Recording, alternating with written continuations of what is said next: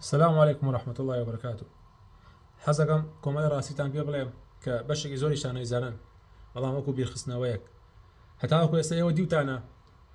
کەسێکی ئەندامی حیزبی کۆمەڵیایە گرتوو، یا مەدخەلیەکی خەبیس، یا ئەشعەریەک، یا پەمەیەکی جەماعەتی ماکوان، یا سۆفیەک، یا دەروێشێک، یا هەرێکێک لەو تاقمە گومڕایانە لەلایەن یەکێتی و پارتیەوە بگیرێن، گەنجێکیان بگیرێ، گەنجێکیان دەربەدەر بکرێ،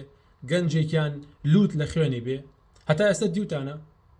ئەو بۆ پرسیار ناکەن هەموو ئەو گەنجانەی کە ئەگیرێن لەلایەن چەتە و میلیشەکانی پارتی یەکێتیەوە لەسەر ئەم دینە، هەموو ئەو مامۆسانەی کە ئەگیرێن لەلایەن چەتەکان یەکێتی و پارتیەوە، مامۆسایانی موحیدن، گەنجانی موحیدن، ئەو گەنجانن کەوا سەر بە هیچ ڕێکخراو لایەنێک نین، ئەو گەنجانن کەوا لەسەر تەوحیدن یا بانگەوازی تەوحید دەکەن.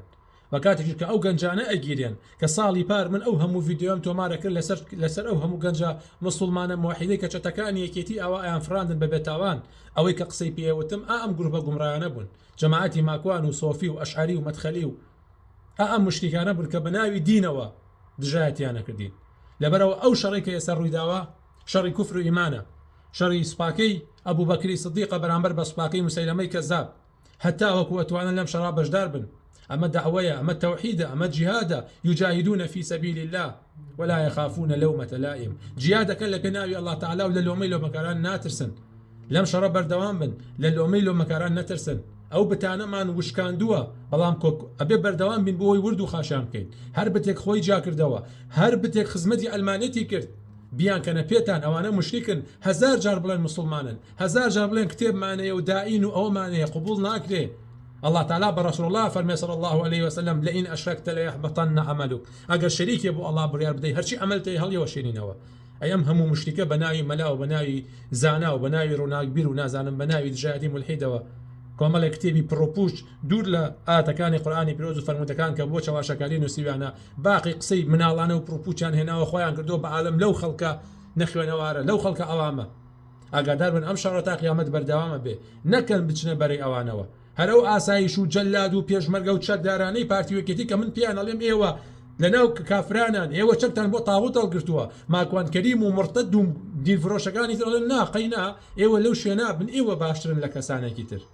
ئێ باش ئەگەر ئەوان یەکێتی و پارتیوانە مسلمان لا ئێوە بۆ ناشنە ناویان ئەیتر داوای چی بکەین؟ ئەگەر هەمووی مسلمانە داوای چی بکەین؟ نەخێر، ئەوانەی کە سنوورەکانی کوفر و ئیمان تێکەڵەکەن، ئەوانە مشریکن، ئەوانە دینفرۆشن، ئەوانە نان و پیاز بە لا ئیلاهە ئیلا الله ئەخۆن، نان و پیاز بەم دینەوە ئەخۆن. ئەو ئێمە دەربەدەر بووین لەسەر ئەم دینە، مەبەستم ئێمە ئەو گەنجانەی کەوا لەسەر تەوحیدن، ئەو گەنجانەی کەوا لە 72 فرقە گومڕاکە نین، ئەو گەنجانەی کە خۆیان یەکلای کردوتەوە بە بانگەوازی تەوحید. لەبەرەوە بەردەوام بن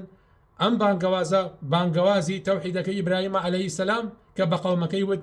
ئینا براء منکم ومما تعبدون من دون الله كفرنا بكم وبدا بيننا وبينكم العداوة والبغضاء أبدا حتى تؤمنوا بالله وحده. دجمناتو رغب بغض هيا لبين إيمو إيوة مشرك كخوتان بمسلمان زان بلام ديها نواقض والوشن روي دين تانتياي إيوة كافرن إيوة مشرك المسلمانين حتى وكو الله بتنها برستن. أجر الله تان بتنها برستو شريك تان ببريان دا ابن برا خوش قيامة أجر نا دجمني يمن با حافظ قرآن بن با هزار ويكتب تان وسيبه أو قبل كراوني لا ياما أبي توحيد أبي توحيد نبي مشركي وكو ما كان كريم كافري والرئيس يو جماعتيش نقرن لحرشنا بأدبيان كريا بجور الهجران بيان كان بيتان شونك أوانا مشركن والرئيس مشركي محاربي جناقري مشركك بناوي دين ولاتيا مشركك بناوي